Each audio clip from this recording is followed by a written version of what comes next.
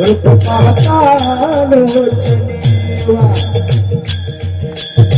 रूप पाहता लोचनी रूप पाहता लोचनी रूप पाहता लोचनी रूप पाहता लोचनी रूप पाहता रूप पाहता सुख झाले साजनी सुख झाले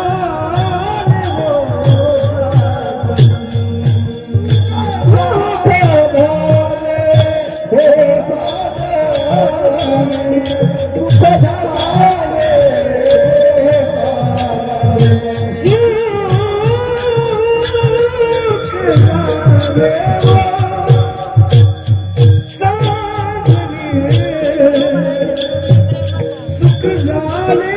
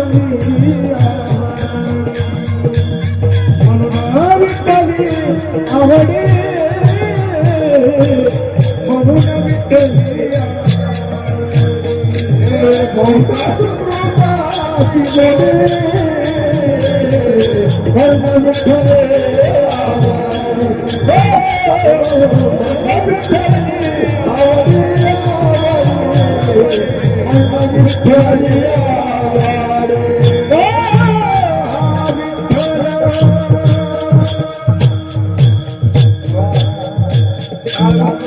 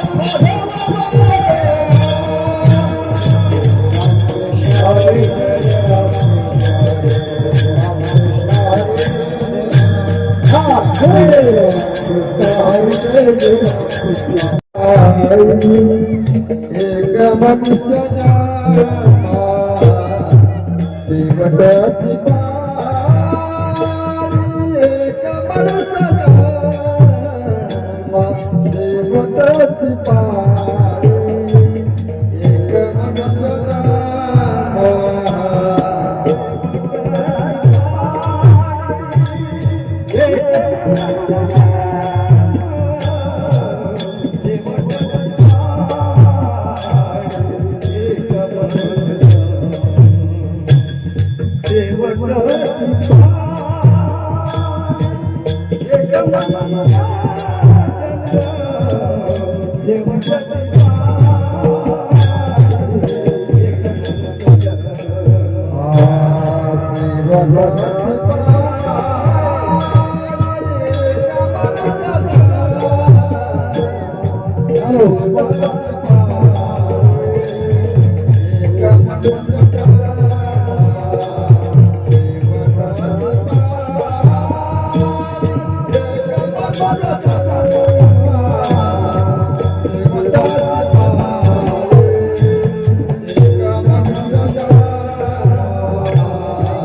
शेवटाची पारी एक मनुष्य शेवटाची पारी एक मनुष्य शेवटाची पाळी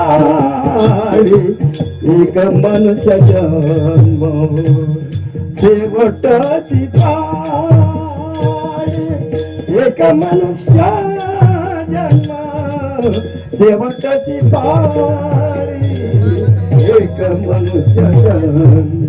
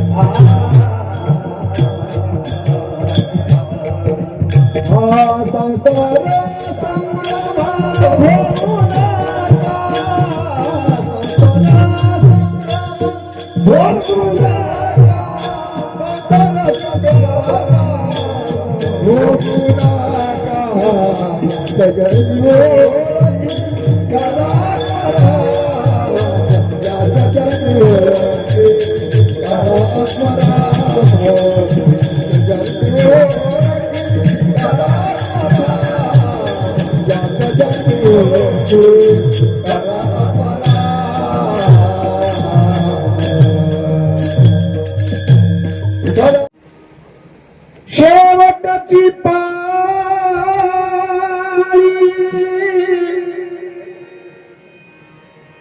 एक मनुष्य जन्म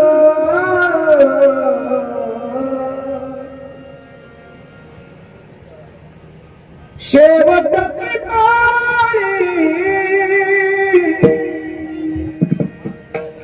एक मनुष्य जन्म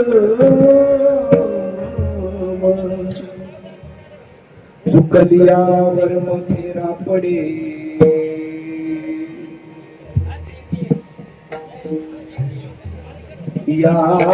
याच जन्मी ओळखी करा आत्मारा संसार सुगम भोगू नका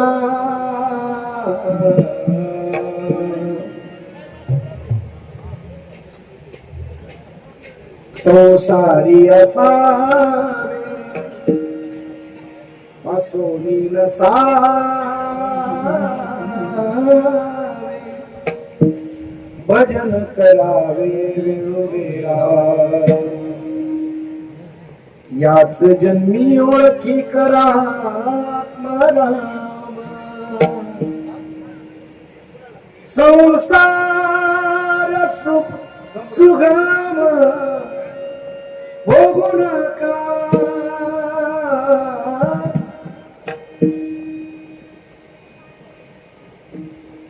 नाम मनी विठोळ भक्ताची द्वारी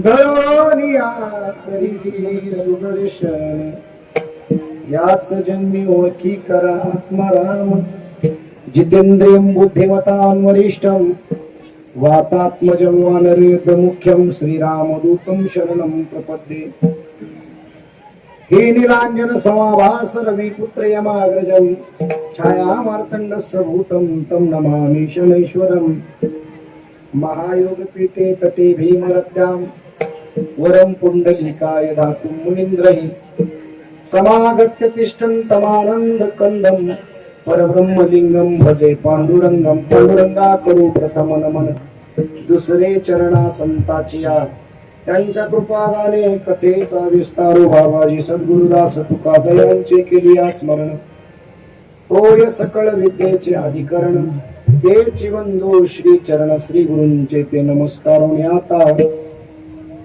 आता बंधू रंगभूमिका कीर्तनी उभे होती लोका टाळ मृदंग श्रुती देखा तया माझे नमन दंडवत ऐसे नमन करुणी सकळा हरी कथा बोली बोबडिया बोला अज्ञानी म्हणून या फुलिया बाळा चालवी सकळा नामा म्हणे विठला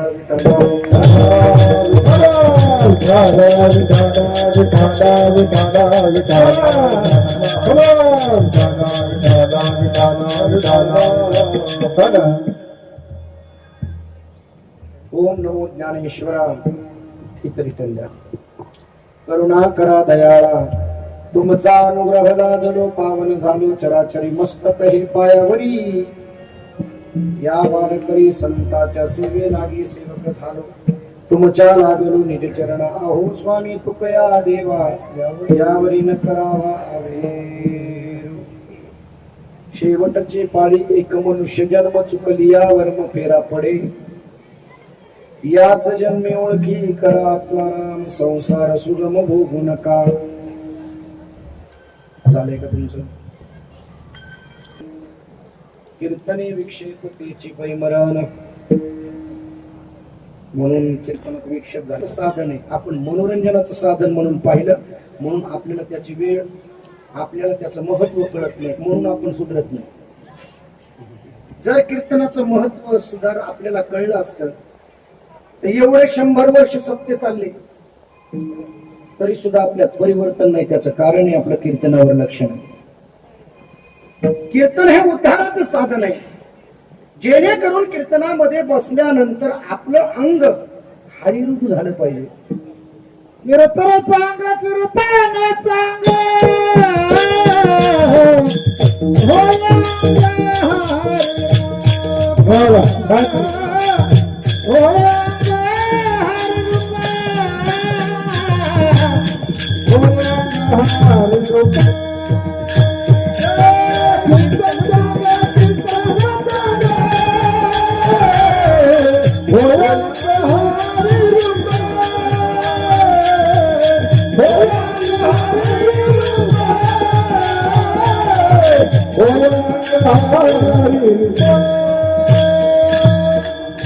कीर्तन चांग कीर्तन चांग होय अंग हरी रूप आवाज द्या थोडासा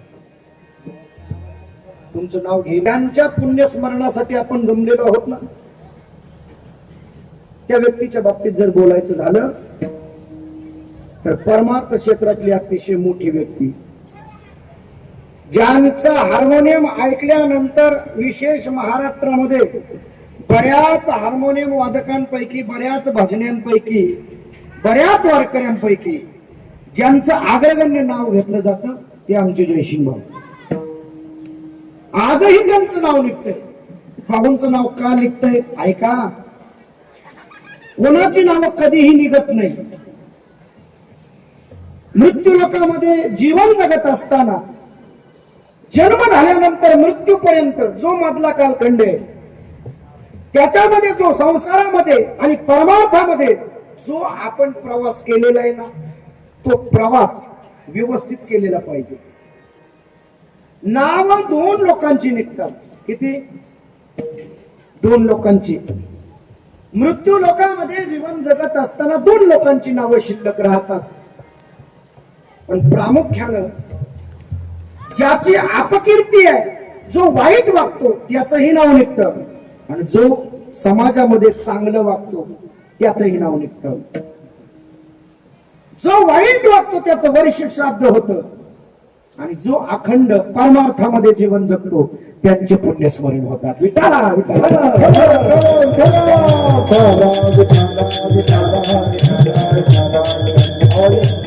ज्या कुळामध्ये जन्म झाला ते कुळही पवित्र आहे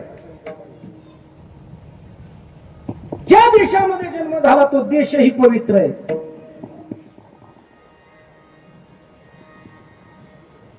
आणि ज्या गावामध्ये जन्म झाला तो गावही पवित्र आहे विठाला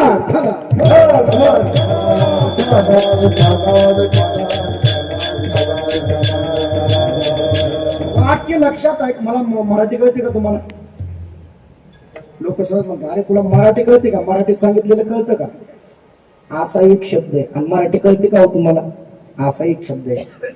शब्द जेवढा ताकद लावून, उदाहरणार्थ शेतकरी भाषेत जेवढा उभाट्या बोलतात तेवढं तण डोक्यावरून पडणार आहे, आणि जेवढा हलका बोलतात तेवढं हलका हलकं जाणार आहे. ऐका, कीर्ती शिल्लक असताना दोन लोकांची कीर्ती शिल्लक राहते. एक चांगलं जीवन जगणाराची कीर्ती शिल्लक राहते आणि एक वाईट जीवन जगणाराची. एक चांगलं जीवन जगणाराचं पुण्य स्मरण होतं आणि एक वाईट जीवन जगणाराचं वर्ष श्राद्ध होतं. विठ्ठला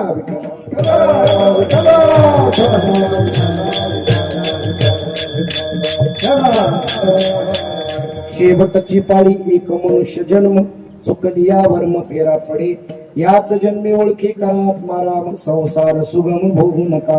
प्रस्तुत प्राप्त प्रसंगी प्राप्त स्थळी कीर्तनरूपी सेवेसाठी निवडलेला अभंग महान भगवत भक्त वैराग्याचे मूर्तिमंत पुतळे, वैराग्य राग रसिक देहू निवासी सदेह जे वैकुंठाला आपला देह घेऊन गेले आणि 3 वेळा आपला देह खाली घेऊन आले, ते जगद्गुरु तुकोबा आहे.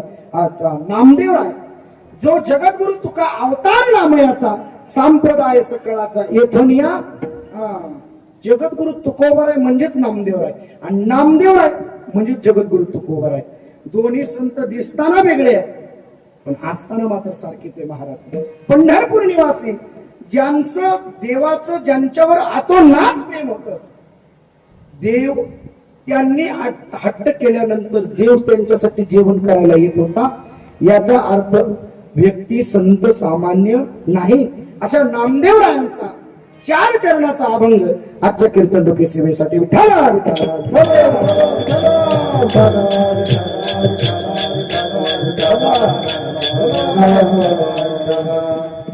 या अभंगाच्या माध्यमातून नामदेवराय तुम्हा आम्हाला उपदेश करत असताना सांगतात, अरे मृत्यू लोकांमध्ये जीवन जगत असताना हा मनुष्य देह तुम्हाला मिळालाय, हा परत मिळेल का नाही सांगता येत नाही.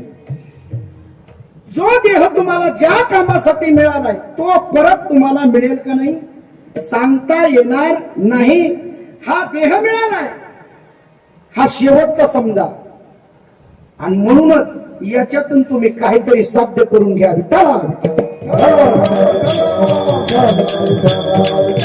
शेवटची पाळी एक मनुष्य जन्म, चुकली या वर्म फेरा पडे. अरे या मनुष्य देहामध्ये जीवन जगत असताना तुम्ही जन्माला आलाय खरं,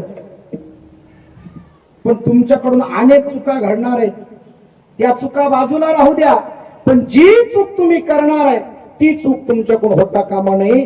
कारण ती चूक जर घडली, ती वर्म चुकलं की परत तुम्हाला जन्म घ्यावा लागेल. चुकलिया वर्म फेरा पडे. मग काय करा? नामदेवराय म्हणतात काय करायला पाहिजे, तर नामदेवराय म्हणतात याच जन्मामध्ये आल्यानंतर तुमची आणि तुमची ओळख करून घ्या. माझा शब्द थोडा जड आहे, पण ज्यांना कळेल त्यांना कळेल, ज्यांना नाही कळणार मला वाटतं त्यांनी कीर्तन झाल्यानंतर जेवण पण चांगलं आहे बघा. याच जन्मी ओळखी करा आत्माराम. तुमची आणि तुमची ओळख करून घ्या. तुमची म्हणजे कोणाची? तुम्ही ज्याला आपलं म्हणता तो तुमचा नाही. ऐका, तुम्ही ज्याला आपलं म्हणता तो तुमचा नाही. कधी तो तुमचा होईल तर तुमची आणि तुमची ओळख करून घेतल्यानंतर तुमचा होईल. मग कसं काय? जो देह तुमचा नाही त्या देहाला तुम्ही तुमचं म्हणता. कोणाचा आहे देह? देह हे काळाचे धन कुबेराचे, धन कुबेराचे, देह हे काळाचे धन कुबेराचे, धन कुबेराचे. येथे मनुष्याचे काय आहे, येथे मनुष्याचे काय आहे, देह हे काळाचे धन कुबेराचे, हे काळाचे धन कुबेराचे. येथे मनुष्याचे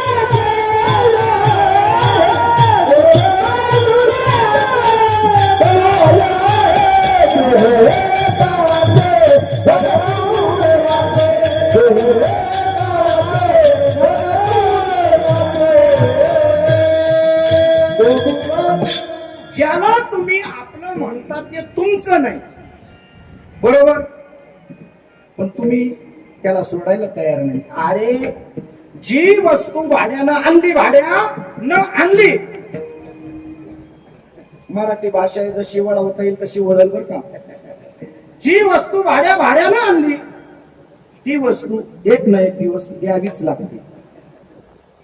ती वस्तू आपल्याला सोडावी लागते. अरे एखाद्याची वस्तू जर भाड्यानं आणली किंवा उसणी आणली तर ती वस्तू त्याला द्यावीच लागते. पण आपण ज्या देहामध्ये राहतो तो देह आणलाय, पण कोणीकडून आणलाय, कसा आणलाय, कशासाठी आणलाय आणि कशासाठी मिळालाय हेच माहिती नाही आपल्याला. देह हा पाचाचा आणला उसना, शेखी ज्याचा त्याला देवी लागे. 5 तत्वापासून मिळालेला देह आपण आणलाय खरा, पण ज्याचा आहे त्याला द्यावाच लागतो. मग दुःख करण्याचं कारण काय? ज्याला तुम्ही आपलं म्हणता तो तुमचा नाही, ज्या देहाला आपलं म्हणता तो देह तुमचा नाही, ज्या धनाला तुम्ही आपलं म्हणता ते धन तुमचं नाही. देह तुमचा नाही, देह हे काळाचं खाद्य आहे, धन हे कुबेराचं आहे. मग इथं तुमचं काय? तरी सुद्धा आपण सामान्य व्यवहारामध्ये जीवन जगत असताना, थोडा आवाज मला व्यवहारामध्ये जीवन जगत असताना ज्या गोष्टी आपल्या नाहीत त्या सुद्धा म्हणतो, अरे धन, बंगला बांधला मीच बांधला, माझाच आहे, शेती आहे माझीच आहे, गुरढोर माझीच आहे, गाडी माझीच आहे, मी केल्याशिवाय हा जीवनाचा रथ चालणारच नाही. पण मला सांगा, धन कोणाचं आहे? ज्या धनाला तुम्ही आपलं म्हणता ते धन तुमचं आहे का? आज घेतलेलं 5,000चं 10,000चं पाकिट आहे, हे मला नाही वाटत घरापर्यंत जाऊस तोपर्यंत राहील. जो पैसा तुम्ही तुमच्या पाशी ठेवला तो पैसा, ती नोट जशीच्या तशी तुमच्या पाशी राहणार नाही, ती तुम्हाला दुसऱ्याला ट्रान्सफर करावी लागते. जर सामान्य व्यवहारातला पैसा दुसऱ्याला ट्रान्सफर करावा लागतो तर या देहातला आत्मा सुद्धा ट्रान्सफर झाल्याशिवाय राहत. म्हणून तुमची आणि तुमची ओळख करून घ्या. तुमची आणि कोणती? देहाची आणि आत्म्याची ओळख करून घ्या. नामदेवराय सांगतात. काय म्हणतात नामदेवराय? याच जन्मी ओळखी करा आत्माराम, संसार सुगम भोगू नका. नामदेवराय म्हणतात संसारामध्ये असं राहा, असं राहा, संसारात राहा पण नसल्यासारखं राहा. कसं काय महाराज? आम्हाला हे सगळं कळलं, संसारात राहायचं बी आणि नसल्यासारखं राहायचं. कसं राहायचं? संसारही करायचा आणि परमार्थही करायचा. संसार तेवढ्याच पद्धतीनं उत्तम करायचा आणि परमार्थही तेवढ्याच उत्तम पद्धतीनं करायचा. संसारात राहायचं पण काय करायचं तर भजन वेळोवेळा करायचं. भजन करावे वेळोवेळा, संसारी असावे आसोनी नसावे. भजन करावे वेळोवेळा. पुढे जाऊन नामदेवरायांना विचारलं, नामदेवराय एवढं सगळं केल्यानंतर त्याचं फळ काय मिळणार आहे? त्यावेळेस मग नामदेवराय म्हणतात, मलाच मिळालं असं नाही, सगळ्या संतांना देवानं फळ दिलं. काय फळ दिलं तर देव ज्यानं ज्यानं खडतर प्रवास केला, ज्यानं ज्यानं असा संसार केला, ज्यानं त्यानं देवाला आत्मसात केलं, ज्यानं त्यानं स्वतःची ओळख करून घेतली, त्याच्या घरी देव स्वतः राबत होते. कोणाच्या घरी राबले नाही? अरे नाथ बाबांचा विचार केला, श्रीखंड्या चंदन उगाळून करी, पाणी भरी हरी कावडीने. अरे देव ज्याच्या घरी कावडीनं पाणी भरतो, नामदेवराय म्हणतात त्यांनीही संसार केला. जगद्गुरु तुकोबन त्यांनीही संसार केला. अखिल सर्व संतांनी संसार केला, पण संसारात राहून त्यांनी परमार्थ केला. म्हणून महाराज म्हणतात शेवट आहे हा जन्म, तुम्हाला शेवट आहे, परत मिळेलच का नाही सांगता येणार नाही. म्हणून शेवटची पाळी एक मनुष्य जन्म, चुकलिया वर्म फेरा पडे विठा. काहींना देह मिळाला पण कळाला नाही, काहींना देह मिळालाही आणि कळालाही, काहींना देह मिळालाही नाही आणि कळालाही नाही, आणि काही देह मिळण्याची इच्छा करतात पण त्यांना देह मिळत नाही. स्वर्गीचे आमार इच्छिता ती देवा, मृत्यूने किंवा जन्म, मृत्यूने किंवा जन्म, मृत्यूने किंवा जन्म आम्हा सर्वचे आमार इच्छिता ती देवा,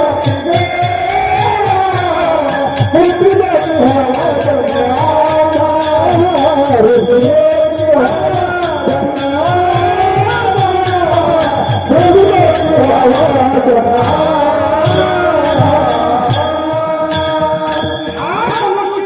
जन्म मिळाला नाही पण ते इच्छा करतात. इहलोकीचा हा देव देव इच्छिता ती पाहे, धन्यामी जन्मालो दास विठोबाचे जाण. इहलोकीचा हा देह देव इच्छिता ती पाहिजे. जर मला सांगा, ज्या देवांचं भजन करतो आपण, ज्या देवांसाठी परमार्थ करतो, ते देव जर इच्छा करत असतील या देहाचे, तर मला सांगा देह किती अनमोल आहे. पण एवढा अनमोल देह मिळाला अनुभव, पण आपल्याला तो कळाला नाही. आपण व्यसनात अनेक कारणाने त्याला वायाला घालवलं. संतांनी त्याचा वापर चांगल्या कामासाठी केला म्हणून संत झाले आणि आपण मानवच राहिलो. विठ्ठल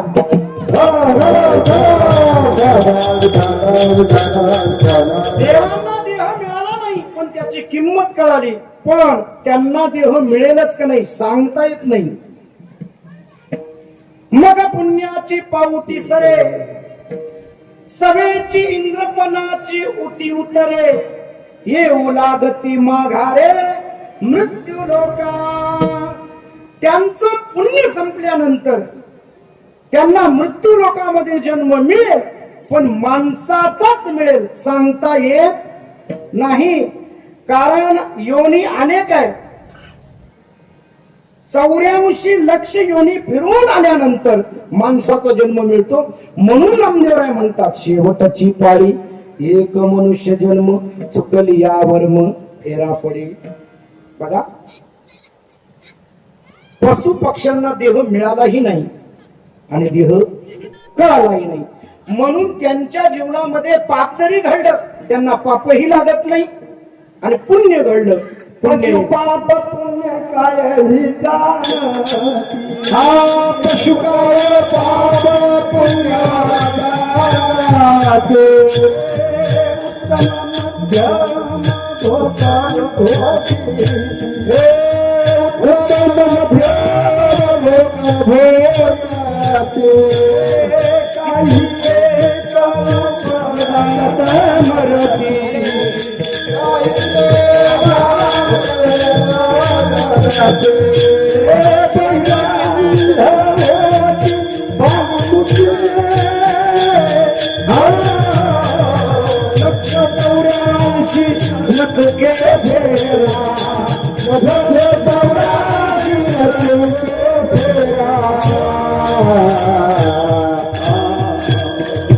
पशुच्या जीवनामध्ये पापही संभवत नाही आणि पुण्यही संभवत नाही. पशु काय पाप पुण्य जाणती, उत्तम मध्यम भोग भोगिती, किती एक उपजताची मरती. पक्षी जन्मालाही येतात आणि मरतातही, पण त्यांना पाप पुण्य अजिबात संभवत नाही. कारण या देहाची किंमत त्यांना माहिती नाही, त्यांना मिळालाही नाही आणि कळाला नाही. देव इच्छा करतात, त्यांना मिळाला नाही, मिळेल का नाही सांगता येत नाही. आणि तिसरी गोष्ट, काहींना देह मिळालाही आणि कळालाही, तो वर्ग म्हणजे माझ्या संतांचा आहे. विठ्ठल सगळ्या संतांनी उपदेश करत असताना जीवाला उपदेश केलाय. अरे शरीर चांगलं आहे बाबांनो, चांगलं आहे शरीर. शरीर उत्तम चांगले, शरीर सुखाचे भोसले, शरीरे होय साध्य केले, शरीर साधिले परब्रह्म. हे कुणी म्हणावं, कुणी म्हणावं? हे शरीर उत्तम चांगले, शरीर सुखाचे भोसले. भोसले म्हणजे घरट कळतं का तुम्हाला? पक्ष्यांचं घरट, त्याला घोसुला म्हणतात, घराला घोसुला म्हणतात. शरीर सुखाचे घोसुले, शरीरे होय साध्य केले, शरीरे साधिले परब्रह्म.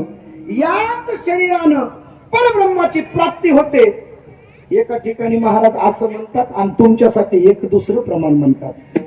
शरीर दुःखाचे कोठार, शरीर दुर्गंधीची थार. किती घोर वर्णन आहे. आणि ते वर्णन कोणासाठी आहे? ते तुमच्या आमच्यासाठी. शरीर दुःखाचं कोटा म्हणून आपल्याला शरीर दुःख देणार वाटतं, पण संतांना शरीराचा त्यांनी उपभोग परमार्थासाठी घेतला. त्यांनी जाणलं की याच जन्मामध्ये आपल्याला जे साध्य करायचंय ते साध्य केल्याशिवाय याच जन्मामध्ये आपल्याला गत्यंतर नाही. म्हणून तर ते म्हणतात, शेवटची पाळी एक मनुष्य जन्म, चुकलिया वर्म फेरा पडे. कसं काय? एखाद्या आंधळ्या मनुष्याला येळपाना गावामध्ये पाठवलं. पहिली गावाला गावकोस होतं, आता गावाला गावकोस राहिलं नाही, नवे नवे गावच गावात राहिलं नाही.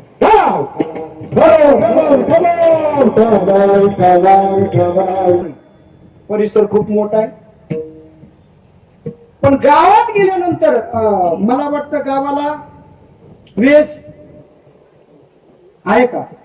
हा, वेस आहे, पण गावकोस राहिलं नाही. गावकोसाच्या भिंतीवर लोकांनी भिंती बांधल्या महाराज. म्हणजे गावकोस राहिले नाही, पण जुन्या काळामध्ये गावाला गावकोस होतं बर का बापू, गावाला गावकोस होतं. आणि एक आंधळा मनुष्य त्या गावामध्ये फसला, त्याला दिसत नाही. आता बाहेर पडायचंय, दरवाजा फक्त एकच आहे. गावाला पहिला दरवाजा फक्त एकच होता. आता कोणत्याही गल्ली बोळातून शिरता येते. आता कुठल्याही गावात जा, कुठल्या गल्ली बोळातून गावात चौकात येतं. पण पहिल्या काळामध्ये गावाला एकच वेश होती, एकच दरवाजा होता. त्या दरवाज्यातून आतमध्ये गेलेला मनुष्य परत त्याच दरवाज्यातून बाहेर पडायचा. मग त्या आंधळ्या मनुष्याला बाहेर जायचंय. आता बाहेर पडायचंय म्हटल्यावर, आणि तो डोळ्यानं आंधळा आहे. मला सांगा, आंधळ्या मनुष्याला बाहेर पडायचंय, कोणाला तरी विचारायला पाहिजे की नाही? का नाही विचारायला पाहिजे? मला सांगा, आंधळ्या मनुष्यानं कोणाला विचारलंच नाही तर तो किती दिवस, किती वर्ष गेल्यानंतर बाहेर पडेल? त्याने एका सतग्रस्ताला विचारलं, बाबा मला या गावाच्या बाहेर पडायचंय, पण मला फक्त मार्ग सांग. तो म्हणला, माझ्याकडे वेळ नाही. आता माणसांकडे वेळ, कोणी कोणाला रस्ता विचारला, महाराज हांगेवाडीवर जायला रस्ता कोणता आहे, तो माणूस डायरेक्ट सोलापूर हायवेचा रस्ता सांगू शकतो. कधीच कोणी खरं बोलत नाही. आम्हाला बऱ्याच वेळा अनुभव येतो, लोक आम्हाला 2 किलोमीटर सांगतात आणि 10 किलोमीटरचा प्रवास घडवतात. ऐका, त्या मनुष्याने सांगितलं माझ्याकडे वेळ नाही, पण तो थोडा सतग्रस्त होता. त्याने सांगितलं, एक काम करा, या गावाला एकच दरवाजा आहे, तुम्ही या भिंतीला धरा, गाव कोसाच्या भिंतीला धरा, आणि ती भिंत तुम्ही चापसत चापसत दरवाजापर्यंत नक्की पोहोचाल. त्याला, त्या आंधळ्या मनुष्याला यानं त्या भिंतीला धरायला लावलं. भिंत धरली. आता मनुष्य भिंतीला धरत धरत धरत धरत धरत धरत आला असेल का नाही दरवाजाजवळ? महाराज दरवाजा जवळ आला. आता क्षणार्धामध्ये दुसरा हात दोन्ही हाताने भिंत पाहत होता, म्हणजे चापसत होता. आणि आता दरवाजाला एक हात लागणार आणि बाहेर पडणार, तेवढ्यामध्ये त्याला खाज सुटली. आता बाहेर पडणार आहे आणि खाज सुटली.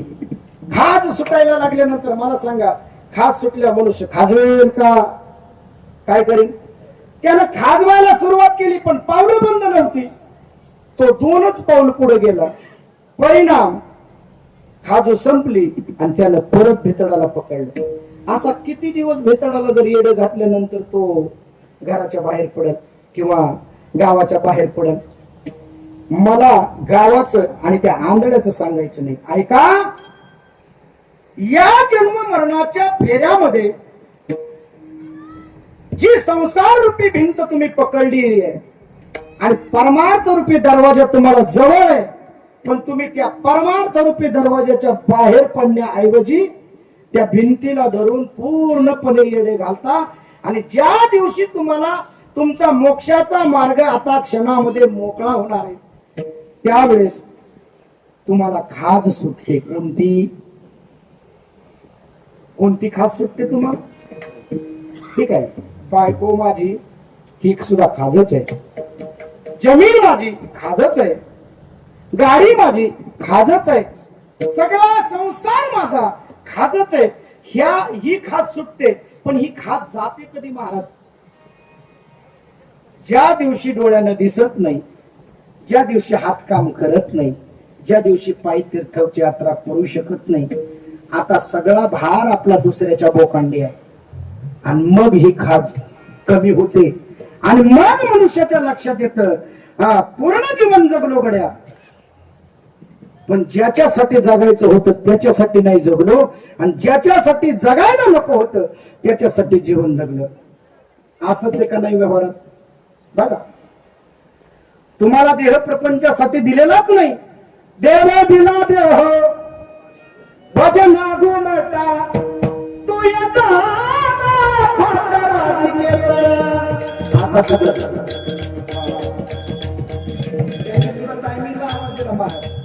आज कीर्तन झालं तरी सुद्धा नाव घेत नाही तुम्ही.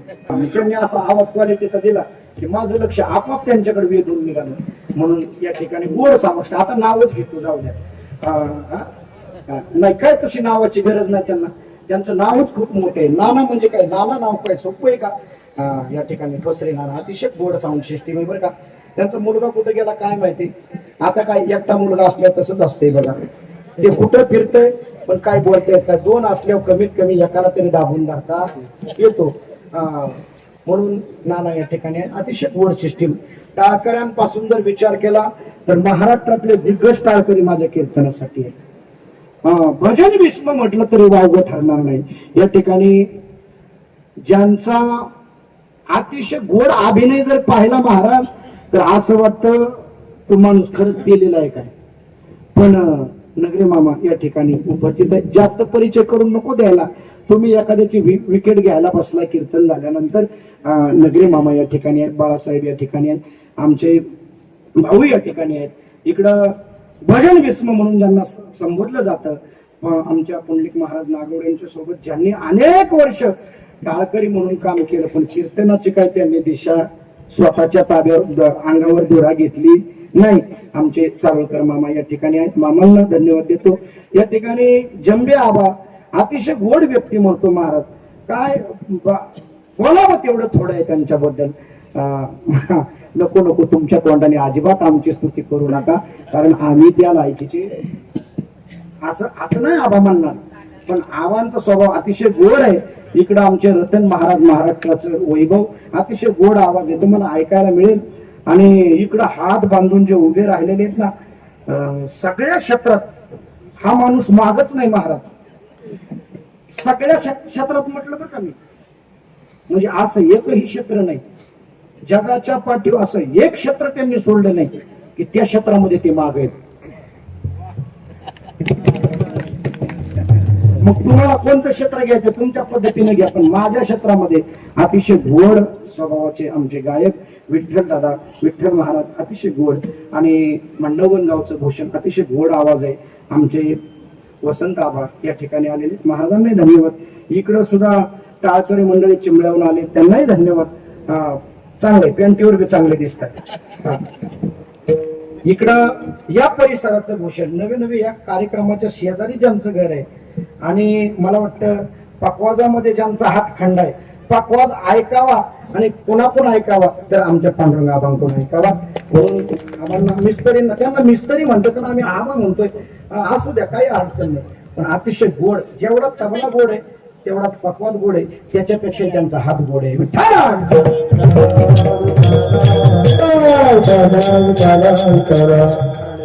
तिकडं मंठणवरून काही पाहुणे मंडळी आलेले, वडगाव रासाईवरून काही पाहुणे मंडळी आलेले, आमचे बाळमामा देवस्थानचे अध्यक्ष अनुभव या ठिकाणी ते बसलेले आहेत, बापू या ठिकाणी सगळेच. म्हणजे एकाचं नाव घेतलं आणि दुसऱ्याचं घेतलं नाही, तिसरा म्हणणार काय तुझं नाव, आमचं नाव काय तुझ्या तोंडाला सावत होतं का म्हणून ऐका. ते थोडे कीर्तन ऐकायला समोर बसलेत म्हणून मला बी थोडी नजर कमजोर आहे, म्हणून मी थोडस जवळच्याच माणसांचं नाव घेतो. आबासाहेब या ठिकाणी, शरदराव या ठिकाणी, आणि विशेष करून परमार्थाचं भूषण, ज्यांच्या गावामध्ये, ज्यांच्या वाडीवर माझं पहिल्या दिवसाचं कीर्तन झालं आणि त्यांचं दुसऱ्या दिवसाचं झालं, अतिशय गोड कीर्तनकार.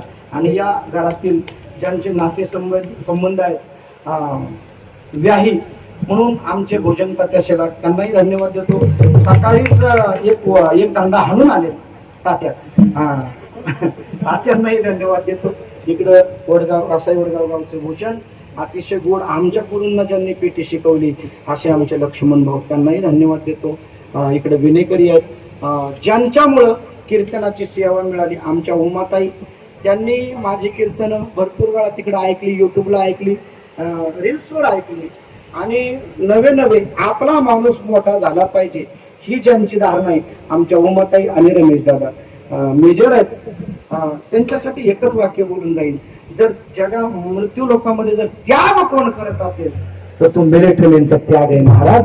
म्हणून आपण या ठिकाणी बसलेलो आहोत.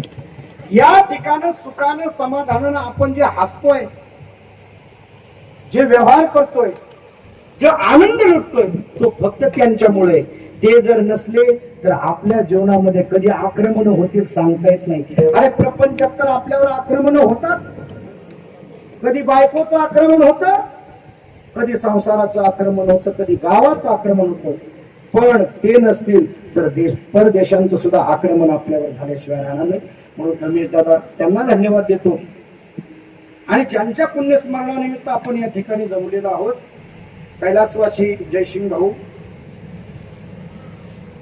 संपतराव तावरे पाटील, पत्नी नंदाबाई जयसिंग तावरे, भाऊ आहे बाळासाहेब संपत तावरे, मुलगा जीवन जयसिंग तावरे, सुनबाई आहेत शैलाताई जीवन तावरे, मुलगी आहे त्यांची कीर्ती मालिनी मुकुंद तावरे ढोकले, आणि उमाताई रमेशराव शेलारवाडी वडगाव रासाई. त्यांच्यामुळे सेवेचा योग आला. अधिक विस्तार करण्याने सगळ्यांची नाव माग आहेत महाराज. कीर्तन मगाशीच सांगितलं, कीर्तन नावासाठी अजिबात नसतंय, कीर्तन नामासाठी असतंय.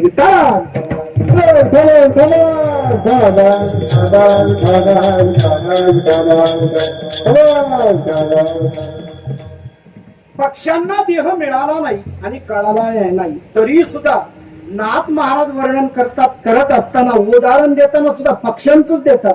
अरे कसं राहायला पाहिजे? पक्षी अंगण उतारते, पक्षी अंगण उतारते, पक्षी अंगण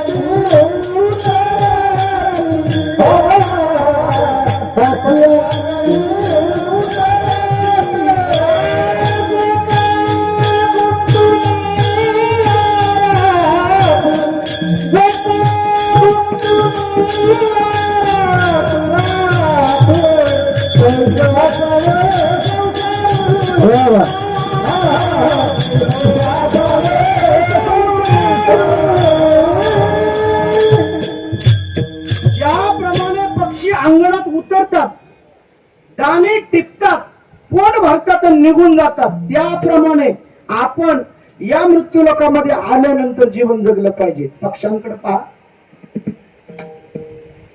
एका गावामध्ये हायवेच्या कडेला एका ट्रक मधून तांदळाची गोणी पडली.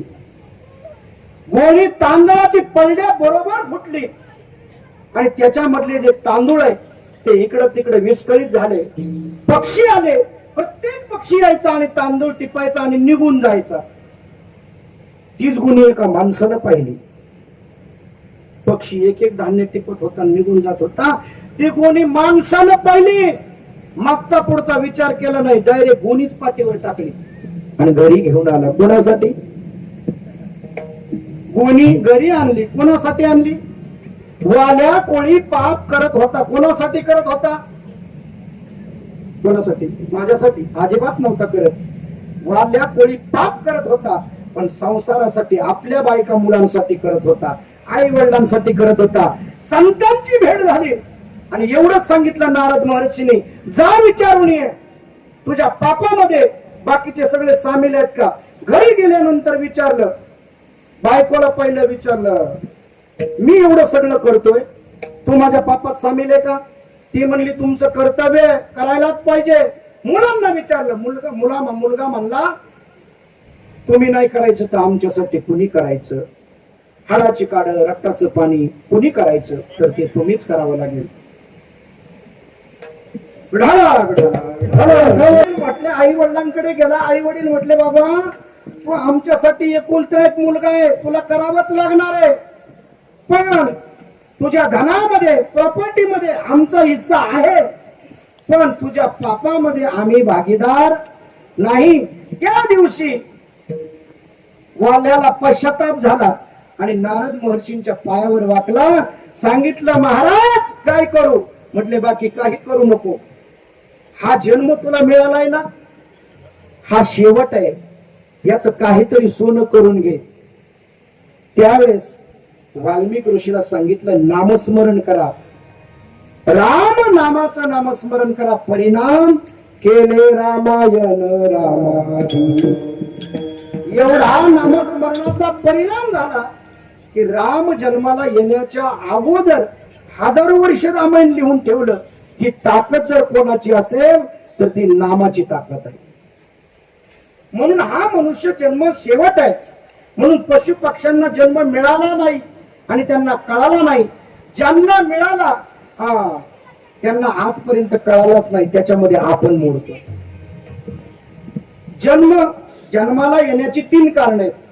किती कारण आहेत? कोणती? जन्माला येण्याची 3 कारण. त्याच्यातलं पहिलं कारण पाहुण्यांनी सांगितलं. पहिलं कारण आहे कर्म, दुसरं कारण आहे पाप आणि तिसरं कारण आहे वासना. या 3 कारणानं आपल्याला जन्म घ्यावाच लागतो. ऐका, या जन्मामध्ये जे कर्म आपण केलेलं आहे ते कर्म आपल्याला भोगावंच लागणार आहे.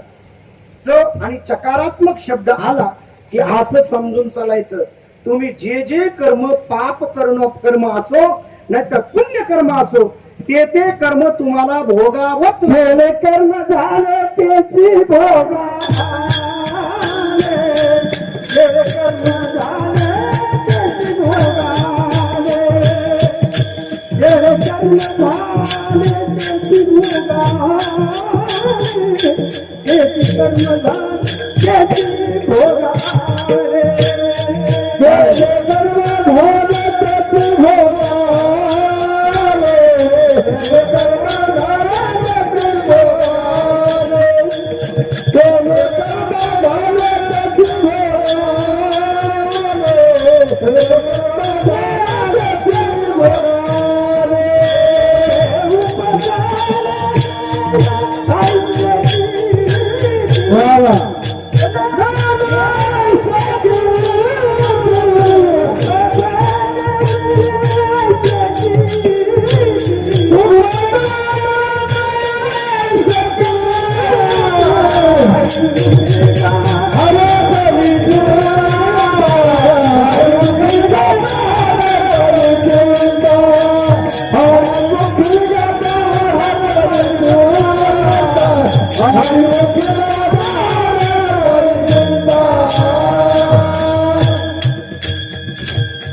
हरिपाठामध्ये नाथ महाराज वर्णन करत असताना नाथ महाराज म्हणतात, केले कर्म झाले त्याची भोगा आले, पण उपजले मेले ऐसे. किती आले जन्माला आणि किती मेले, पण जे कर्म तुम्ही केलंय तेच तुम्हाला भोगावं लागणार आहे. आधी तुम्हाला व्यवहारातला दृष्टांत सांगतो आणि मग परमार्थातला सांगतो. ऐका, एका गावामध्ये दोघ जण नवरा बायको होते, त्यांना एकच मुलगा होता. मुलगा लहानाचा मोठा झाला आणि तो शहरामध्ये शिकण्यासाठी गेला आणि तो तिकडच राहिला, तिकडच लग्न केलं. एकुलता एक मुलगा आहे महाराज. प्रत्येक आई वडिलांना वाटतं की आपला मुलगा आपल्या जवळ असावा, पण काही कालांतराने तो त्यांच्यापासून लांब गेला. तो माघारी परत आलाच नाही. पण आई वडील म्हातारे झाले, त्याच्यामधली त्या मुलाची आई वारली अचानक. आता वडील एकटेच राहिले. गावातली लोक विचारू लागली, अरे एकट्या बापाला गावामध्ये सोडलंय, त्याला भाकरी पाण्याची सोय कोण करणार आहे, असं गावातले लोक सांगत होते. आणि ती बातमी मुलाच्या कानावर गेली. मुलानं नाईलाजानं आपल्या बापाला शहरामध्ये नेलं. शहरामध्ये नेल्यानंतर 1 दिवस झालं, 2 दिवस झालं, पण बापाला कुठं दम निघतोय महाराज. ज्याला गावाकडच्या शेतीची सवय आहे ना, त्याला शहरात कधीच दम निघत नाही. जो गावामध्ये मुक्त जीवन जगतो, पक्षाप्रमाणे जीवन जगतो, त्याला शहरातलं बंदिस्त जीवन अजिबात पचत नाही महाराज. 4 दिवस झालं, 8 दिवस झालं, त्याला करमत नव्हतं, पण नाविलाज होता. आता 8 दिवसानंतर सुनबाईने विचारलं, हा पाहुणा कधी जाणार आहे? कोणी विचारलं? सुनबाई विचारू लागली, हा पाहुणा कधी जाणार आहे? अगं म्हटलं, तो पाहुणा नाही, माझा बाप आहे. ते म्हणले, कधी जाणार आहे गावाकडे? ते म्हणले, इथंच राहणार आहे. त्यावेळेस तिनं सांगितलं, ते तरी इथं राहतील, नाही तर मी तरी राहील. मला सांगा, असा प्रसंग तुमच्यावर आला, तुम्ही काय कराल? आता एक तर तुमचा बाप तरी इथं ठेवा, नाही तर मला तरी ठेवा. या दोन्ही दुविधा मनस्थितीमध्ये तुम्ही काय निर्णय घ्याल? हा, तुम्ही सुद्धा बापालाच हाकून देणार आहे आणि बायकोला जवळ ठेवणार आहे. तुम्हाला माहिती आहे आणि प्रत्येकाला माहिती आहे, आधीच पहिल्यांचीच लग्न जमाना आणि दुसरी कोणी देणार नाही, म्हणून बायको जवळ नाही जण ठेवणार आहे तुम्ही. म्हणूनच मला वाटतं कबीरदास महाराज अतिशय गोड वर्णन करतात.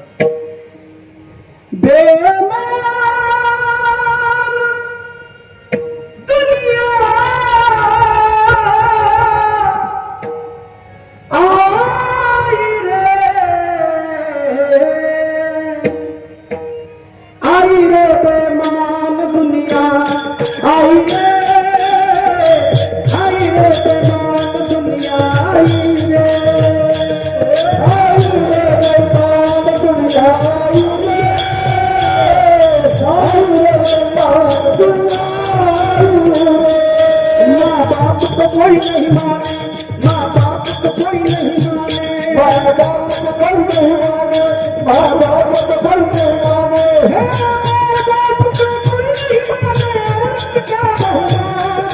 औरत का बहुमान, आई रे बेईमान दुनिया, आई रे बेईमान दुनिया, आई रे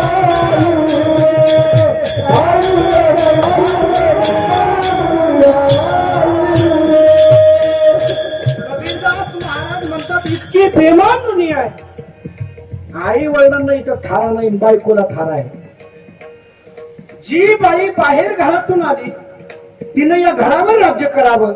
आणि ज्या बापानं, ज्या आईनं आपल्याला जन्म दिला, लहानाचं मोठं केलं, त्यांना बाहेर काढावं.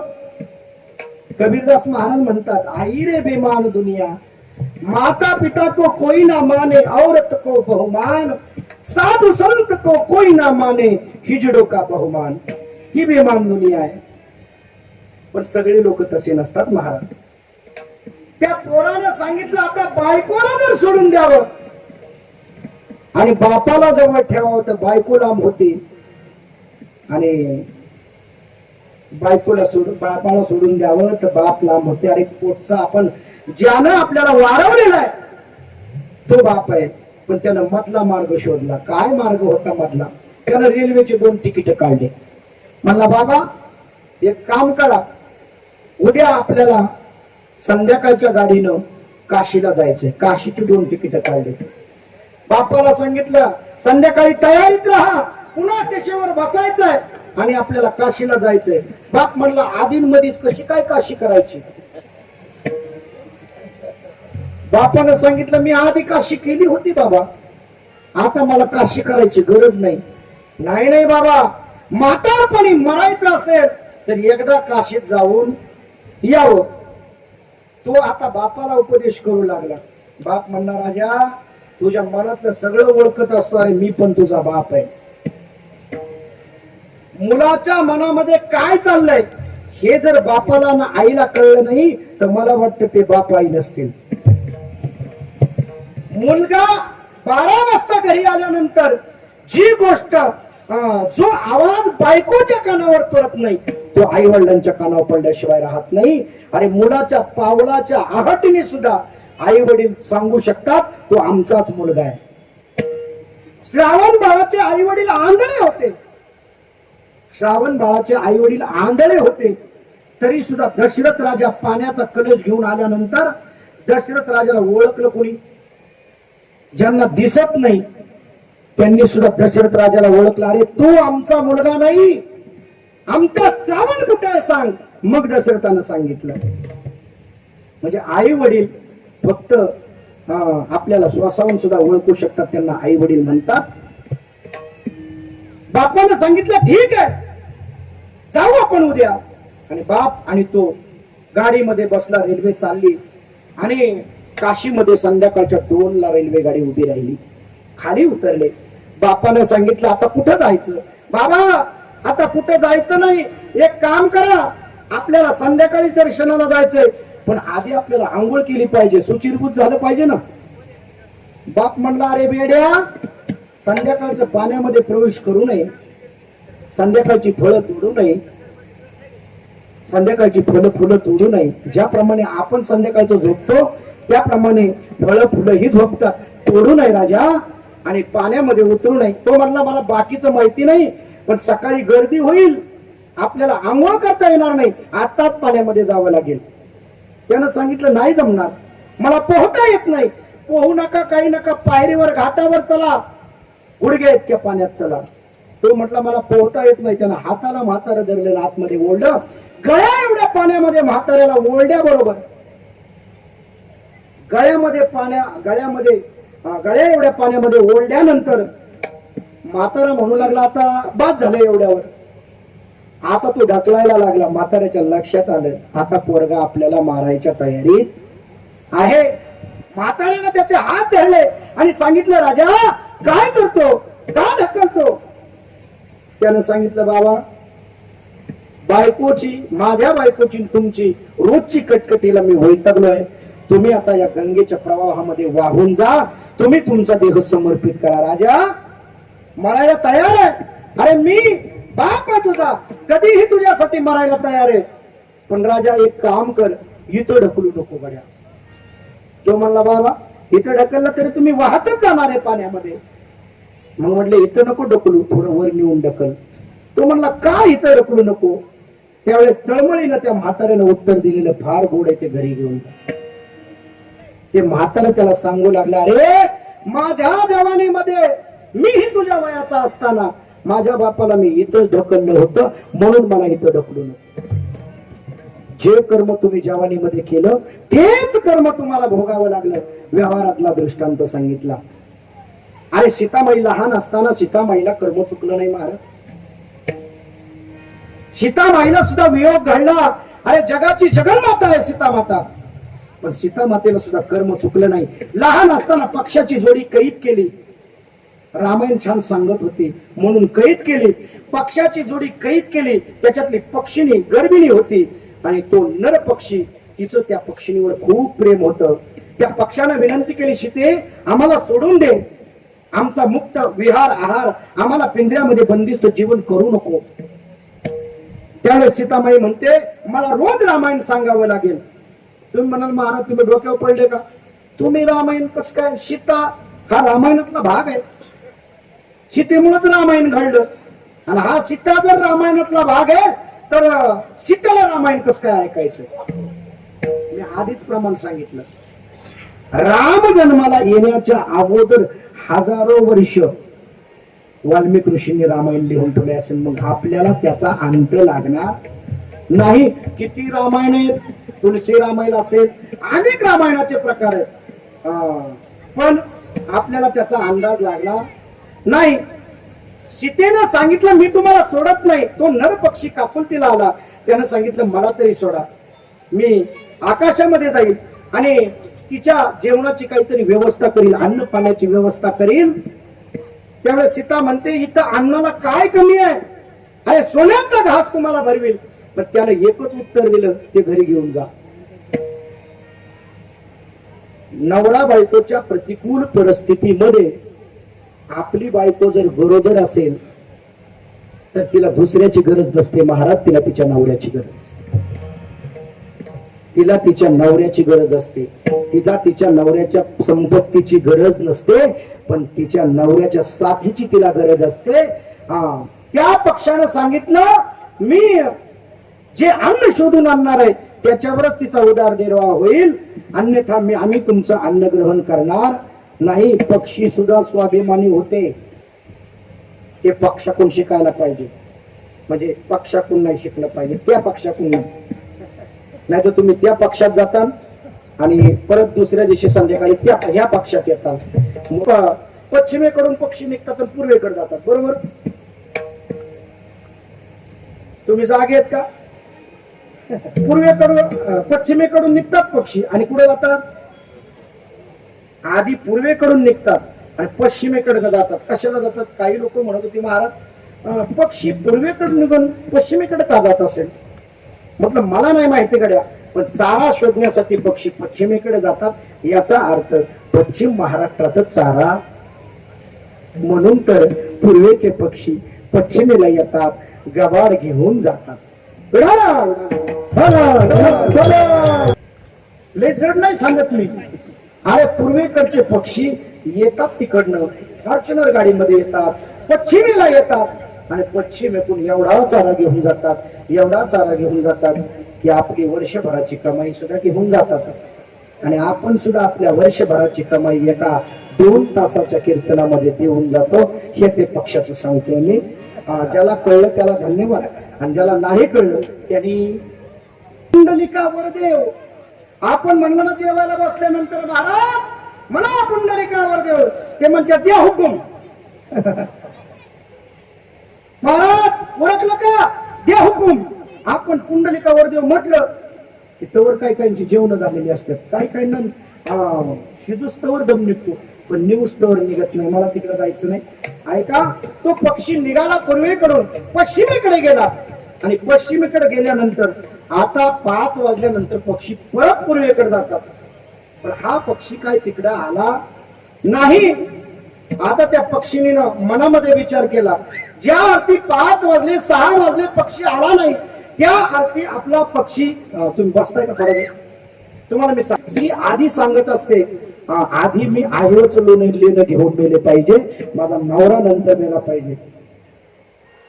आता त्या पक्षीला काळजी वाटू लागली, पक्षीने मनामध्ये विचार करू लागली, आता आपला नवरा जिवंत नाही, तिनं प्राणाचं उत्क्रमण चालू केलं.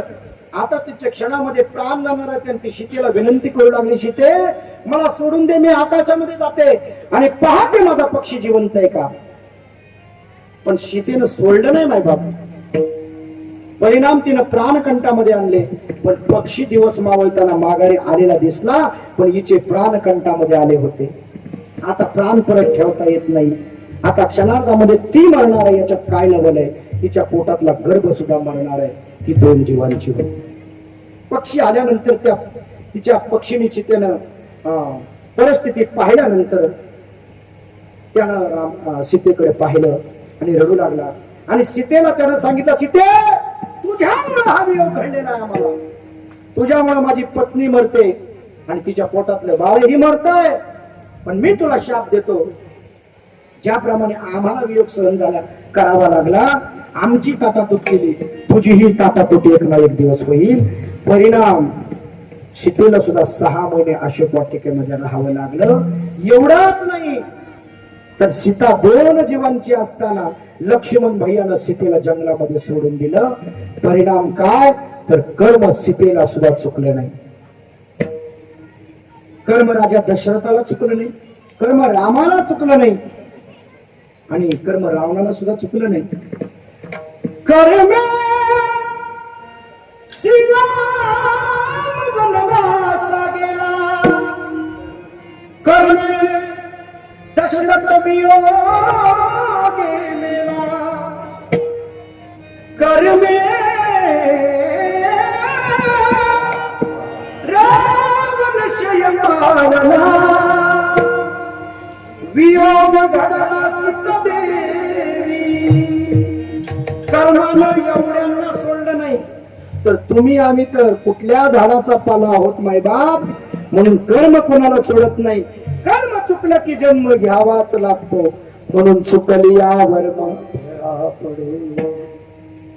पाप पाप झालं की परत जन्म घ्यावा लागतो पाप घेणे लागे जन्म घेणे लागे पातकाचे मूळ संचिताचे फळ आपल्या आता विस्तार करणार नाही आणि शेवटचा जो जन्म घ्यावा लागतो तिसरी जी गोष्ट आहे त्याचं नाव आहे वासना अरे जडभर आता प्रमाण देणार नाही थोडक्यात घेणार आहे मी जडभरत राजा या भारताचा सम्राट ज्याच्यामुळं नाव भारत देशाला भारत पडलं त्या जडभरत राजाला शेवटच्या क्षणाला हरिण हरिण करून मरावं लागलं जडभरत राजा हरणी गर्भा गेला घाला तो घातला वासनेने म्हणून वासना एकदा का शेवटची उत्पन्न झाली की जन्म मात्र घ्यावा लागतो तरी साधू असला तरी आणि संधी साधू असला तरी सुद्धा एखादा साधू असला तरी सुद्धा वासनेला जन्म आहे आणि संधी साधू असला तरी सुद्धा वासनेला जन्म आहे बघा गोड उदाहरण मी नेहमी सांगत असतो श्रीगोंदा तालुक्याला या संतांची भूमी खूप मोठी आहे महाराज तालुक्याचं नाव जरी श्रीगोंदा असेल पहिलं श्रीपूर होतं त्याच्यातला पूर काढला आणि गोंदा टाकला म्हणून श्रीगोंदा झाला आणि ज्या गोंदा चांबाराच्या नावानं जे आज तालुका ओळखला जातो तो म्हणजे श्रीगोंदा आहे या श्रीगोंदा तालुक्यामधलं पौराणिक उदाहरण आहे एक मोठे महंत होते एवढे विद्वान महात्मे होते की त्यांच्या कथेला हजारोंची गर्दी जमत होती लाखो लोक कथेला बसत होते आणि रोज कथा चालायची लोकांना एवढी कथा आवडत होती माझी एवढी आवडत नाही तेवढी त्यांची आवडत होती काही काहींना आपण किती चांगलं सांगितलं ना महाराज त्याला काय येते आपण तुला काय येते ते सांग एखाद्याला म्हणलं ना ज्याला पक्वादातलं काही कळत नाही तो म्हणतो हान हान मग त्याला म्हणलं ना मला नाही लावतात तुम्ही हा मला कुठं जमते मग कशाला बोलतो ज्याला त्या गोष्टीतलं काहीच कळत नाही त्यानं त्या गोष्टीत डोकं चालवायचं नाही ज्याला राजकारणातलं काय कळत नाही त्यानं राजकारणावर बोलायचंच कशाला ज्याला पिटीतलं काय कळत नाही त्यानं सांगायचं हिथं वाजवा मग तो मनुष्य म्हणतो थोडं तुम्ही वाजवून दाखवा बरं मला कुठं जमते आणि मग बस ना बाबा ज्याला काय कळत नाही तेच लय डोकं चालवते बघा कधी कधी जवळची माणसं मी तर एवढा कडू बोलायला बरं का जवळची माणसं तोंडावर स्तुती करतात वा महाराज काय आवाज आहे तुमच्यासारखा आवाज या परिसरात नाही आणि मी पुढे गेलो त्याच काय केवळ काही निसत मी असे काय लोक आता एवढा अनुभव येतो ना महाराज आम्हाला कधी कधी आम्हाला असं वाटतं आमची स्तुतीच करतात तात्या तुमच्या वाडीमध्ये पहिलं कीर्तन झालं ना माझं परवा दिवशी आता सांगणार नाही त्या माणसाचं नाव पण कीर्तन झाल्यानंतर तो माणूस माझ्यापाशी आला म्हणला काय कीर्तन केलं राव तुम्ही काय कीर्तन केलं एवढं कीर्तन चांगलं केलं आजपर्यंत मी कधी कीर्तनाला बसलोच नव्हतो तुमच्या कीर्तनाला बसलो एवढं भारी कीर्तन केलं आता मला सांगा माणूस हा स्तुती प्रिय आहे इतकी आवडती स्तुती त्याला काय माहिती हाताच्या झाडावर चढून डोक्यावरून टाकणार त्याचं म्हणल्यानंतर मी म्हणलं कसं झालं कीर्तन महाराज एकच नंबर कीर्तन तुमच्यासारखं कीर्तन आजपर्यंत मी ऐकलं नाही आणि मला ते ऐकायचं बी नाही हा म्हणजे एवढा बदल आजपर्यंत ऐकलं नाही आणि आता ऐकायचं नाही म्हणलं असं काय कीर्तन केलं मी घातक की तुला परत कीर्तन ऐकायची इच्छाच राहिली नाही आता मला कळलं नेमकं चांगलं का वाईट आता तुम्ही असं कीर्तन केलं एवढं चांगलं केलं की माझी परत कीर्तन ऐकायची इच्छाच राहिली नाही तुम्ही समजून घ्या कीर्तन चांगलं झालं का वाईट झालं मी म्हटलं बरं आता येऊ का नाही चहा घ्यावा लागेल म्हणले चला चहा घे म्हणलं मी काय चहा घेत नाही आणि मी निघून गेलो आणि पुढच्या टर्नवर मग तात्या तुमच्याच गावातला दुसरा माणूस भेटला. तो म्हणला काय म्हणत होता रे तो? काय नाही म्हटलं, त्याला लय कीर्तन आवडलं, इतकं भारी कीर्तन म्हटलं, मला लय आनंद झाला. म्हटलं आता मला पहिले घरी जाऊ द्या, घरी जाऊन बायकोला ही बातमी सांगू दे, कीर्तन लय भारी झालं. तो म्हणला काय म्हणत होता तो? म्हणला कीर्तन लय भारी झालं, लय भारी झालं, एकच नंबर कीर्तन, मला लय आनंद वाटला, तू माणूस लय भारी बरं का तुमच्या गावातला. काय महाराज म्हणले त्याच्या नादी लागला. गेल्या वर्षी सुद्धा तो प्रत्येक कीर्तन करायला असंच म्हणत होता, ये दे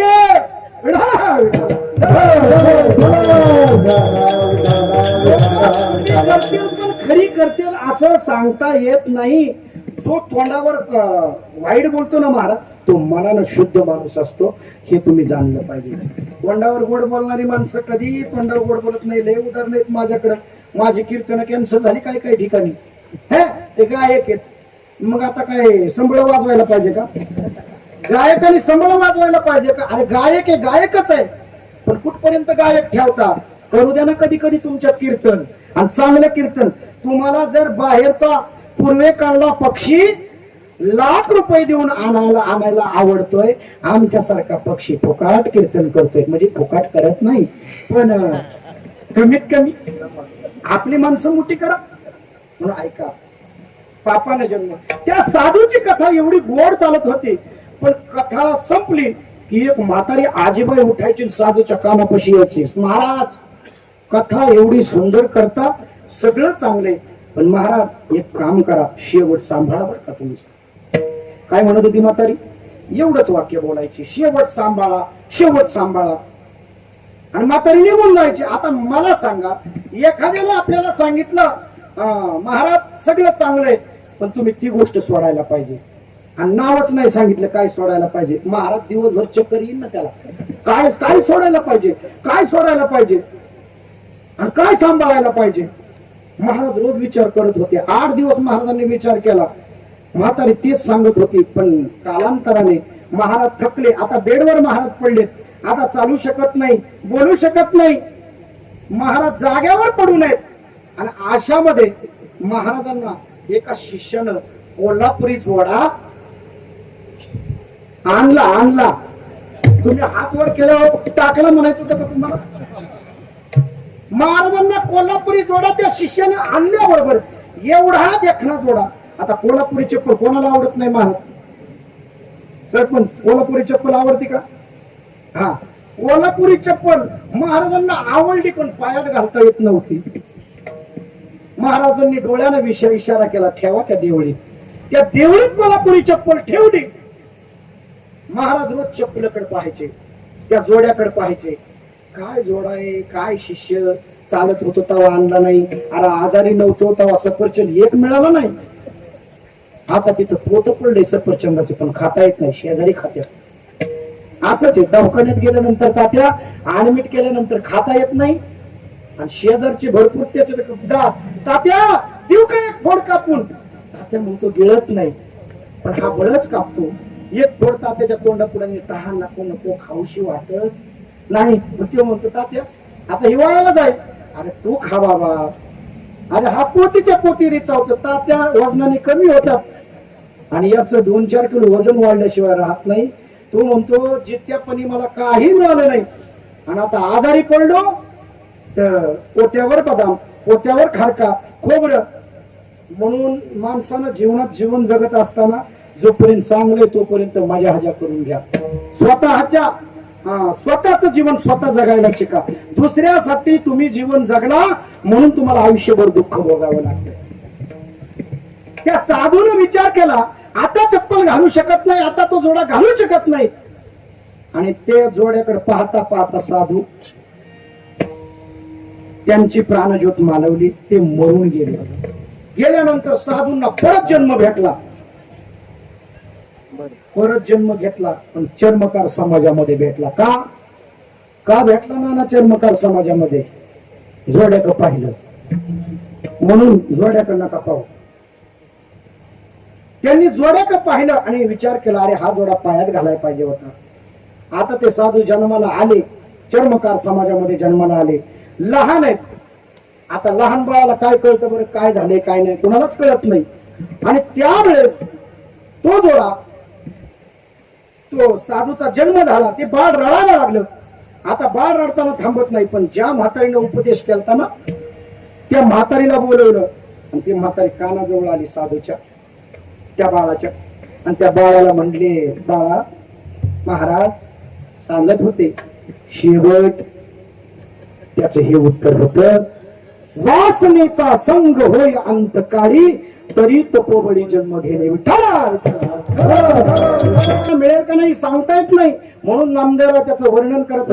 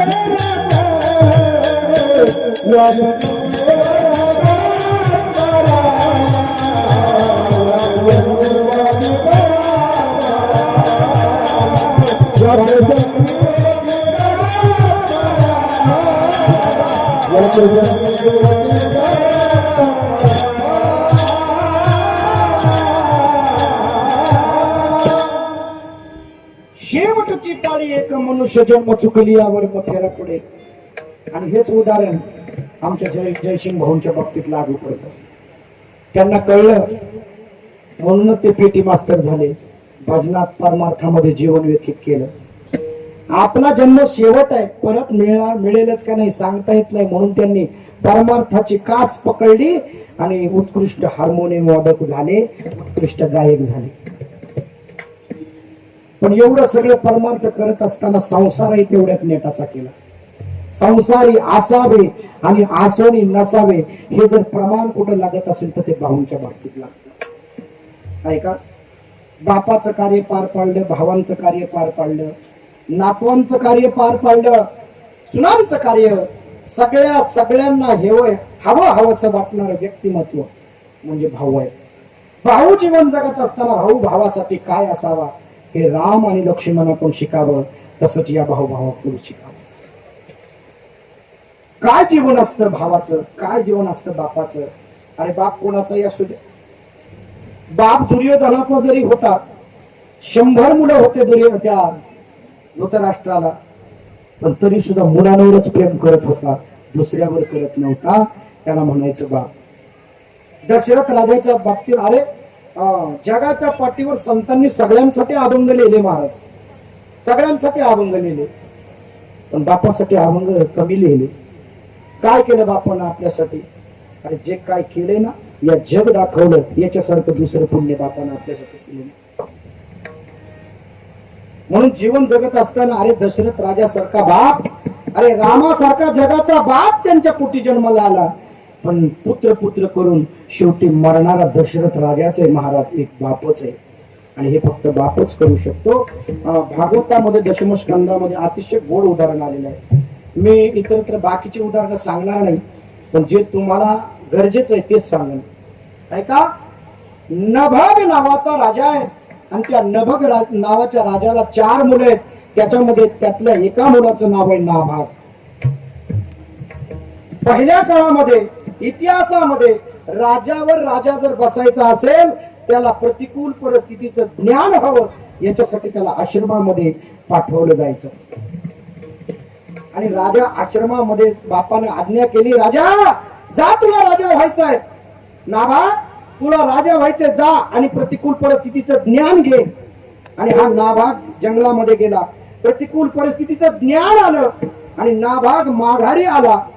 पाहतो तर राज्यामध्ये एकही सगळ्या गोष्टीच्या वाटण्या झाल्या होत्या. बाकीच्या भावांना सगळं राज्य वाटून घेतलं होतं. नाभागानं सांगितलं आता मला काय आहे. त्यावेळेस त्या बाकीच्या 3 भावांना सांगितलं हे नाभागा तुझ्या वाट्याला तुझा बाप आलेला आहे. नाभागानं सांगितलं काही हरकत नाही. जगामध्ये आपल्याकडे सगळ्या गोष्टी नसल्या तरी चालतील पण आपला बाप पाहिजे. सगळ्या गोष्टी आपल्याकडे असूनही उपयोग नाही जर आपल्या जीवनामध्ये बाप नसेल. नाभागाच्या जवळ नभग राजाच्या जवळ तो नाभाग नावाचा मुलगा गेला. बाबा माझ्या वाट्याला तुम्ही आलाय. बाप रडू लागला. अरे 3 मुलांनी तुझ्यावर अन्याय केला पण राजा घाबरू नको. माझ्याकडे संपत्ती नसेल तुला द्यायला पण माझ्याकडे जे ज्ञान आहे ना त्या ज्ञानाच्या बळावर तू यांच्यापेक्षा मोठा झाल्याशिवाय. म्हणून बापाकडे असं काही ज्ञान असतं महाराज जो बापाच्या जवळ राहतो ना मला वाटतं त्याच्यासारखा श्रीमंत मुलगा या मृत्यूला काढला. पण तो बापाच्या जवळ राहिला पाहिजे. कधी कधी बाप कसा आहे तो जवळून अनुभवला पाहिजे. अरे त्या बापाला तुमचे पैसे नकोय पण एक दिवस आल्यानंतर फक्त बापाला मिठी मारा. ढसढसा बाप रडल्याशिवाय राहत नाही. बापाला बाकी काही लागत नाही. आईला बाकी काही लागत नाही.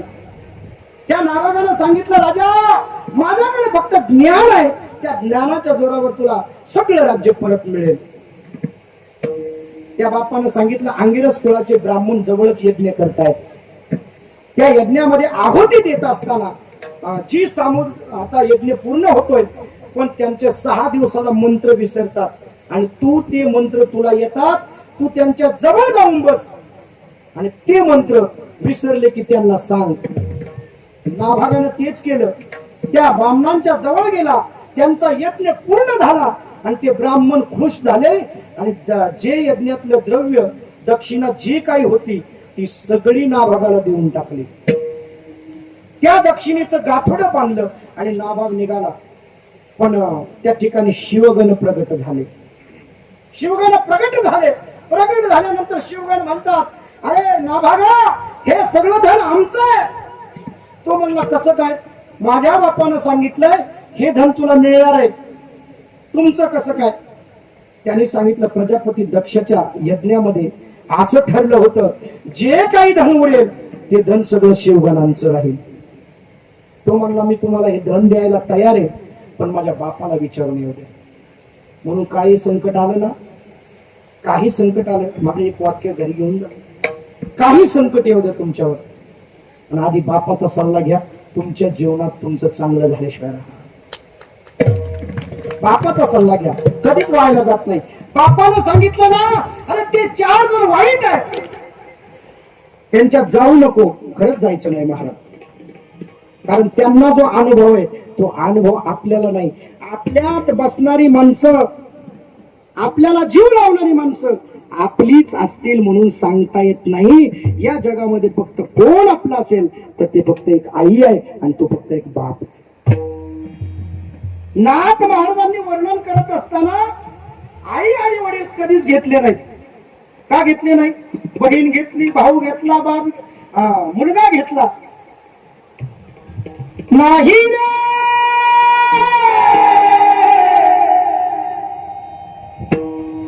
नाही कुणाचे कोणी नाही रे. नाही कुणाचे कोणी. बहीण कुणाची भाव कुणाचा कोण कुणाचे सगळे सोय रे.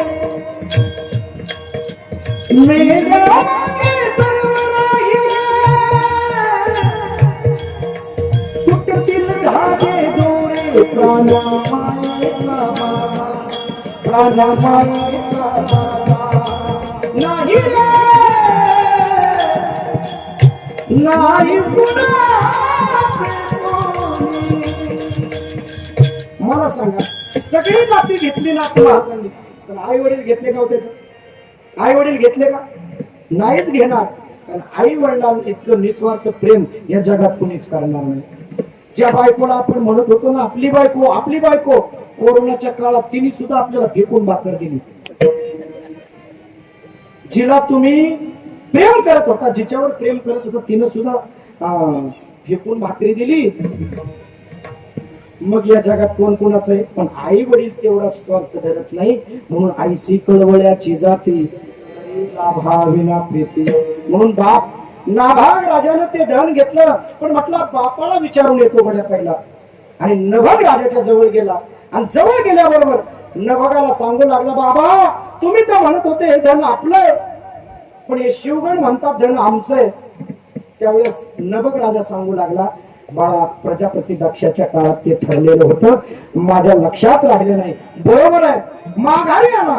पण शिवगणांच्या डोक्यामध्ये आलं, अरे बापासाठी जर आज्ञेमध्ये, बापाच्या आज्ञेमध्ये जर हा मुलगा राहत असेल तर आपल्याला या धनाचा काय उपयोग आहे. त्यांनी प्रसन्न होऊन सगळं धन नाभाग राजाच्या स्वाधीन केलं. आणि त्याच नाभागानं 3 भावांपेक्षाही जास्त मोठं राज्य करून दाखवलं. ही कृपा, हे आशीर्वाद कुणाचे असतील तर ते आशीर्वाद फक्त एका बापाचे. म्हणून बापाच्या आशीर्वादात पुढे तुमची धनसंपत्ती काही कामाची नाही.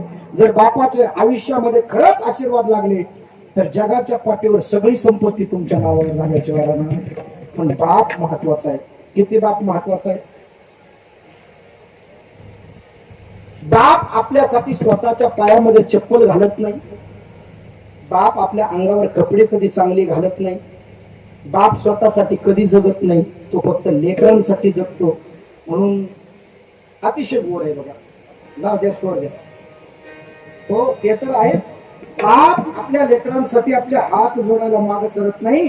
आणि जर लेकरावर पाळी आली तर हात तोडायला सुद्धा मागे सरत नाही. त्याला बाप म्हणावं.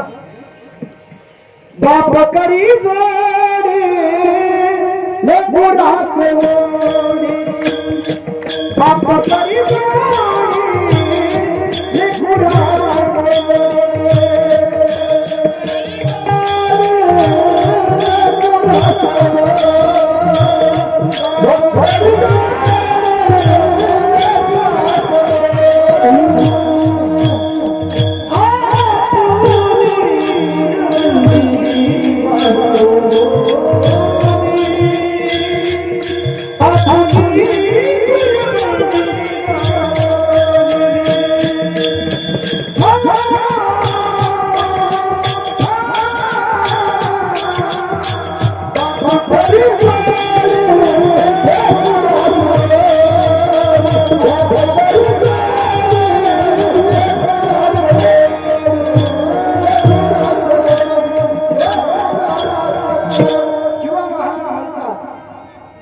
जगी ऐसा जगी ऐसा बाबा त्याचा मोक्षमुक्ती सजावा, त्याचा मोक्षमुक्ती सजावा. पोटा येता हरे बाबा ज्ञान देवा मूळवा होता म्हणून आम्ही लागलो जाणी. जगी ऐसा बाबा त्याचा वंश मुक्ती सदा. जगी ऐसा बाबा तो कोणासारखा तर भाऊंसारखा बाप आहे. म्हणून हाडाचे काढा रक्ताचं पाणी करणारा फक्त बाप आहे. आणि बापाला फक्त एकदा मिठी मारा गड्या बाप कसं कसा रंगाशिवाय राहिला नाही. म्हणून बाप काय असतो एकच. उरा मंदिरी त्याच्या काळ्या मेघात दाखविना कधी पुन्हा डोळ्यात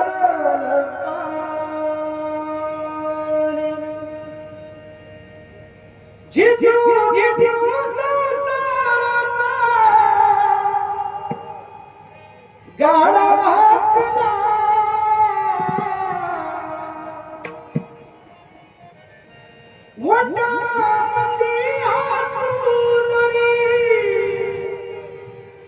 कना कना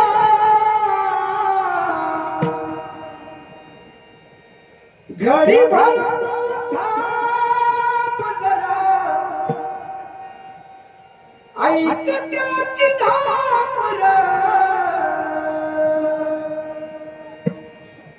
लई अवघड हाय गड्या उमगाया बापर उमगाया बापर मुकी मुकी माया त्याची मुकी घालून गेला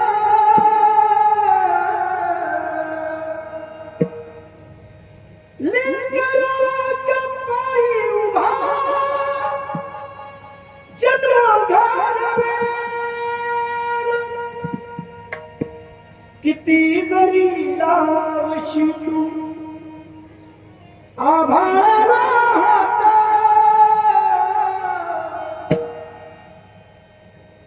चिंता तुझी मुक्कामाला त्याच्या काळजात घडी भर तू थांब जरा ऐक त्याची धाम र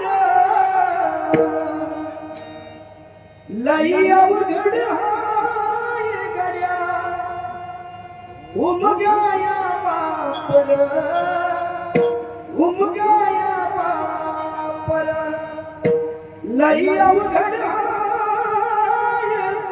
गड्या उमगाया बापर उमगाया बापर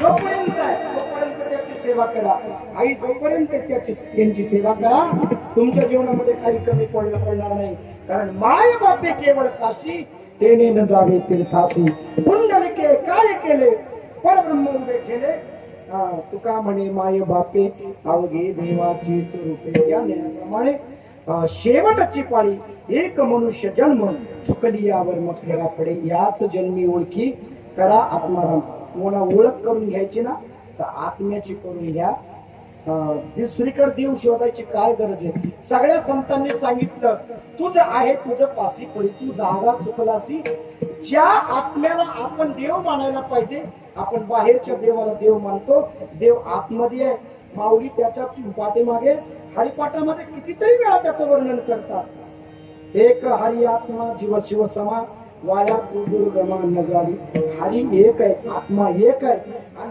तोच आत्मा म्हणजे देव आहे तोच हरी म्हणजे देव आहे तोच विठ्ठल म्हणजे देव आहे तोच कृष्ण म्हणजे देव आहे आणि तोच राम म्हणजे आत्मा आहे म्हणून याच जन्मी ओळखी करा आत्माराम संसार संभ्रम भोगू नका सर्वांना विनंती आहे आपण